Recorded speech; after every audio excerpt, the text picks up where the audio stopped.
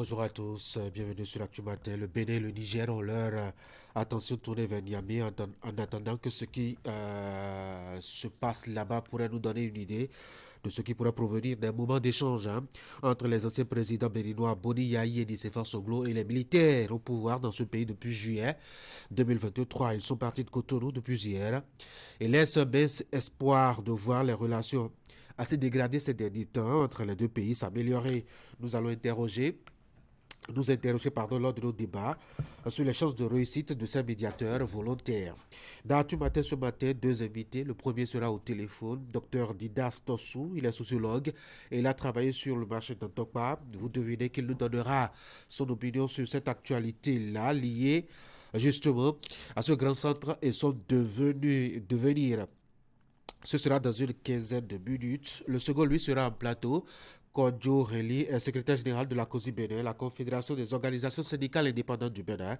Avec lui, nous allons nous interroger sur cette mauvaise tête que font les syndicats après l'annonce faite par les députés de les retirer du Conseil économique et social où ils étaient présents. On fait les échanges dans un instant. Bienvenue à tous.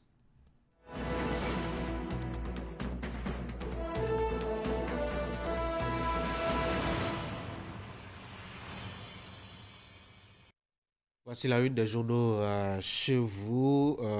Fraternité pour commencer. Bruno Mocho, sociologue spécialiste de la débrouille et de la déviance sur les jobs de vacances. On peut l'organiser pour sécuriser l'étudiant comme cela se fait dans les pays développés. Assemblée nationale, la loi portant création des ordres a été adoptée.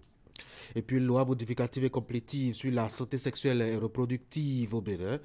Il passe. Afrique francophone appuie la validation de l'annotation par divers acteurs. Avis d'annulation d'appel d'offres de l'assise. Voici le matinal. Relecture de la loi organique numéro 92-010 du 16 juillet 1992. Voici le nouveau visage du CES, le Conseil économique et social, les syndicats définitivement écartés. Le journal vous propose les raisons.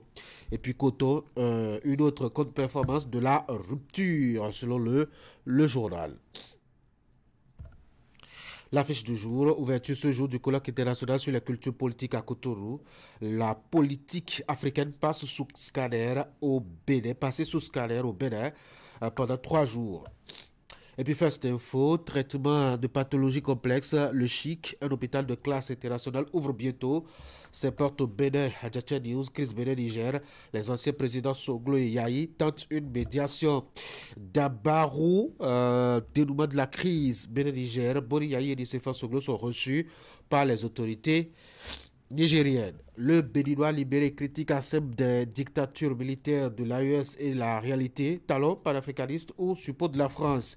Décryptage info, produits agricoles, l'ananas béninois épinglé en France pour excès de pesticides. Éveil info, reddition de comptes à Parakou. Voici ce qui est fait dans le premier arrondissement. Et puis ce peu session de juillet 2024, les résultats annoncés pour vendredi prochain. Nord Bénin, révision du code électoral au Bénin, que doivent comprendre les imams. Nous sommes de retour à la une de Fraternité pour la deuxième lecture. Dr Bruno Bochos, sociologue de la débrouille et de la déviance sur les jobs de vacances. On peut l'organiser pour sécuriser l'étudiant comme cela se fait dans les pays développés. Assemblée nationale, loi portant création des zones adoptées. Loi modificative et complétive sur la santé sexuelle et reproductive au Bénin. Il passe Afrique francophone appuie la validation de la notation par divers acteurs. Et puis avis d'annulation d'appel d'offres de l'assise. Voilà donc ce qu'on peut retenir de Fraternité. Deux choses qui pourraient vous intéresser. La page 7 qui vous récapitule l'actualité sportive. Vous avez le compte rendu du déroulement de l'Euro jusqu'à l'étape d'hier soir. Avec l'Italie qui s'est qualifiée pour le tour suivant.